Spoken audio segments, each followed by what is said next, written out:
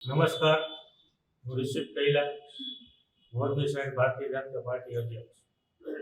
આજે press conference બોલાવવાનો વિષય છે આપણા ગુજરાત રાજ્યના મંત્રી અને 65 મોરબી માળિયા વિધાનસભાના લોકપ્રિય ધારાસભ્ય માનનીય કાંતિભાઈ અમૃતિયા એક કેન્સરની બીમારીમાંથી બહાર નીકળી અને મોરબીની પ્રજા વચ્ચે પાછો તેમનો કાર્યભાર સંભાળવા માટે આવતી 27મી તારીખે સાંજે 7 વાગે વધારી રહ્યા છે.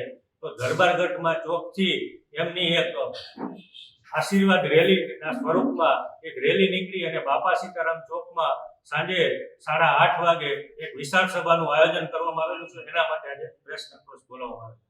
કાંતિભાઈ સાથે જ્યારે છેલ્લે વાત થઈ એમના મનમાં એક વિચાર હતો કે મોરબીની જાહેર જનતાનું પ્રતિનિધિત્વ કરતા એમને જે અપાર પ્રેમ મળ્યો છે ને વિસ્તારમાં એમના સ્વાસ્થ્યના સુચારુ વ્યવસ્થા માટે હનુમાન ચાલીસાનો પાઠ થયો. આ તમામ લોકોનો આભાર માનવો, એમના દર્શન કરવા, આ માટે કાંતિભાઈના વિચારને મૂર્તિમંત કરવા માટે આ ટીમ કાર્યકર્તાએ વિચાર કર્યો કે બધાને મળવાનું પણ થાય અને બધાની સાથે એમના દર્શનનો પણ લાભ મળે.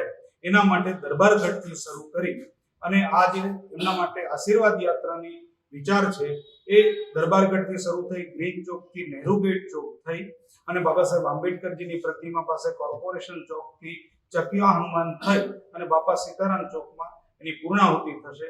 એ દરમિયાન મોરબીની જાહેર જનતા, કાર્યકર્તાઓ, સમર્થકો, શુભેચ્છકો બધા કાર્યકર્તાઓનો કાંતિભાઈને એમના દર્શનનો લાભ મળે. કાંતિભાઈ માટે એ કાર્યકર્તાને આ નગરજનો દેવતુલ્ય છે. તો આ દેવ દર્શન માટે કાંતિભાઈ આ દિવસે 27 તારીખના રોજ સાંજે 7 વાગ્યાથી લઈ અને બાપા સીતારામ ચોકમાં રાત્રે 8:30 સુધીમાં પહોંચવાના છે અને એ દરમિયાન સર્વે કોઈ લોકો એમને દર્શન માટે વધારે એવી તબિયત ત્યાં એક વિશાળ સભા રાખવાની છે. એની અંદર રાજકીય નેતાઓ, શુભેચ્છકો, સમાજ શ્રેષ્ઠીઓ અને વિવિધ સંસ્થાના અગ્રણીઓ ઉપસ્થિત રહેવાના છે.